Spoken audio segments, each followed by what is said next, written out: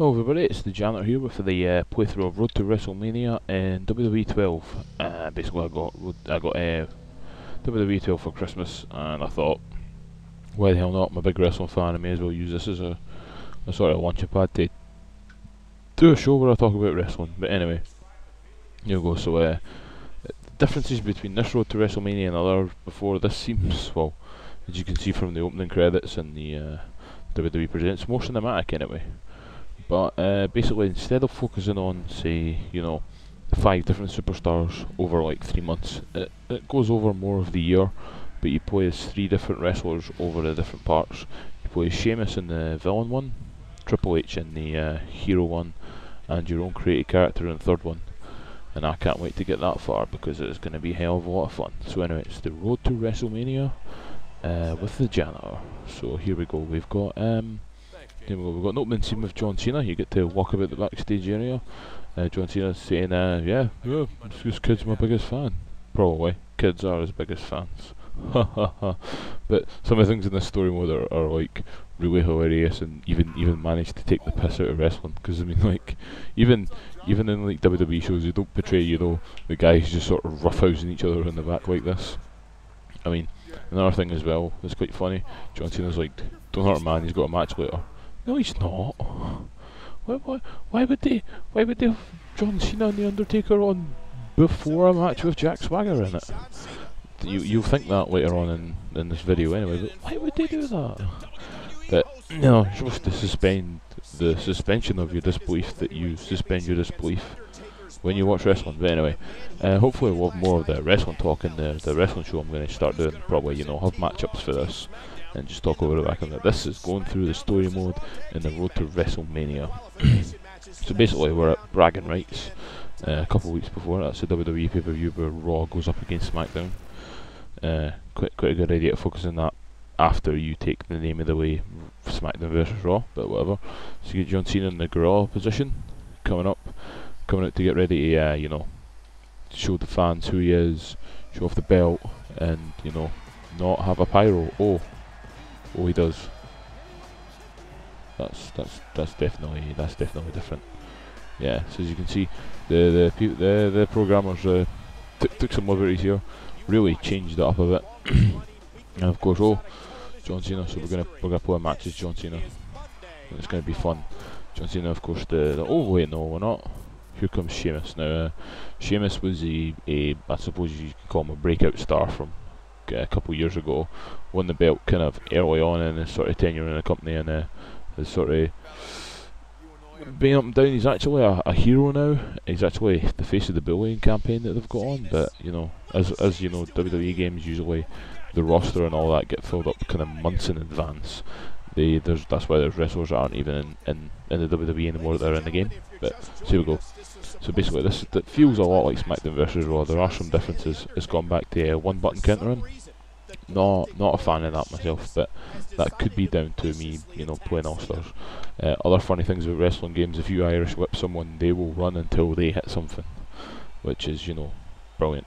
But anyway, what I've noticed about these scenes in the Road to WrestleMania mode is you don't actually have to win matches, and you don't have to actually do anything. There's you just have to beat on them until a sort of marker pops up. As you can see, I was trying to pick up the belt there and it didn't work.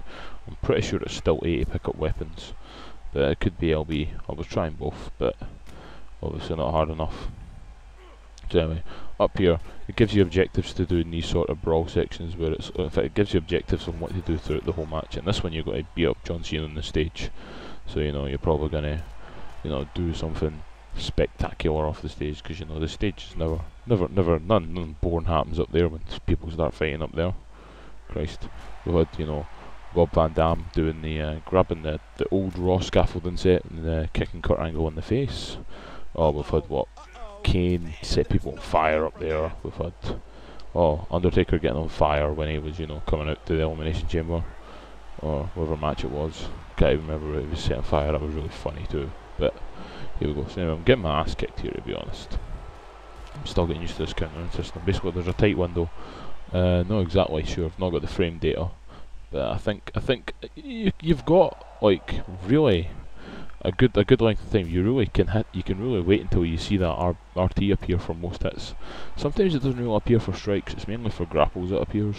But I've noticed that they have ported some things over from All Stars. Like there's some moves that have got a counter in the move, like at a specific point, like All Stars had, like on the body slam, like when they hoist you up, the point where you're like on their shoulders is a point where the reversal would kick in. There's reversal like that. Oh, that was a rather conveniently placed table.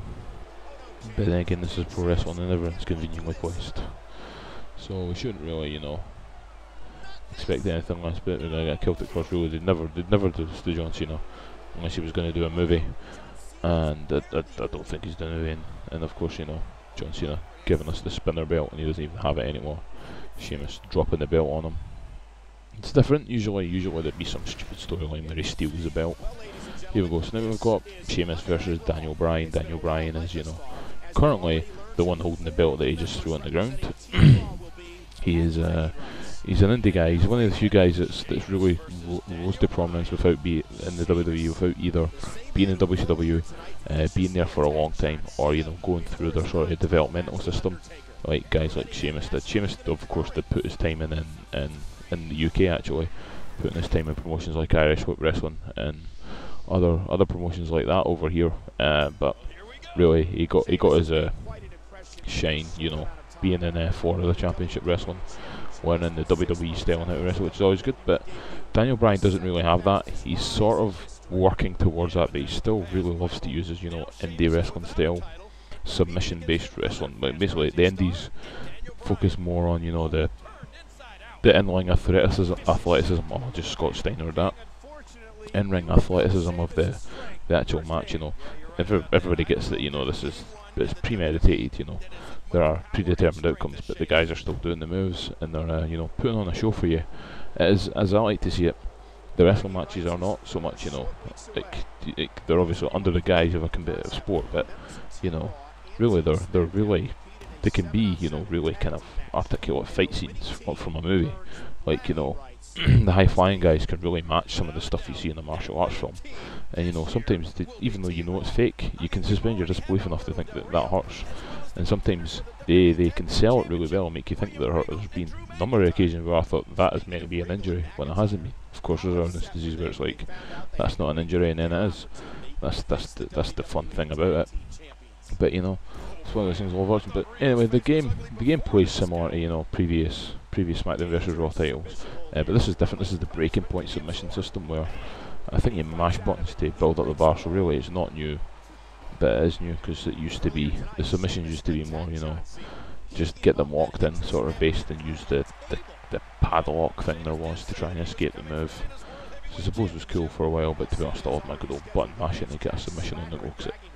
I don't know, it's got that more visceral feel when you're mashing the buttons, like you're mashing them hard, you're trying to make them submit, you're applying pressure, you're hammering the buttons hard. It feels a bit better than, you know, rotating a stick. But you know, the WWE, that's the good thing about the WWE games. When they want to try something different, they do go for it. But since 2006, they've really just been in the same sort of, you know, cycle where it's just same old. And I know I've moaned about other games recently that do exactly the same thing and still play these, but it's not fun. I mean, I noticed it through trading times as well. I didn't trade in 06, traded in 07, probably around October, so I got bugger all for it. Of the year after, I traded in 08, halfway through the year. 09, 010 and 011 got traded in actually quite early, and that's real. Usually I used to grind out the WWE games for ages. That's why, you know, I really love the series. You know, it was something that kept me going. I could play that for ages, but now I just get really bored of it quick, 'cause it is more of the same. It's the same old thing. But you know, they're trying these things like the new Predator technology, is the new graphic system and the new TV style angles. Unfortunately, some of the angles you see you just don't see on TV. In my opinion, and I have watched countless hours of, you know, pro wrestling, so I kind of know the angles for them. But really, in the Road to WrestleMania mode, you know, it follows a story that may or may not, you know, be like the TV show. Some people say it's better than the stuff they put in the TV, but you know, if you know the stuff in the TV, it's not.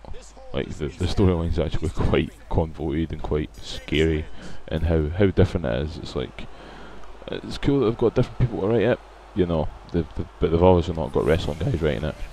There's no wrestling guys writing it anyway. But you know, anyway, this is stage 1 done.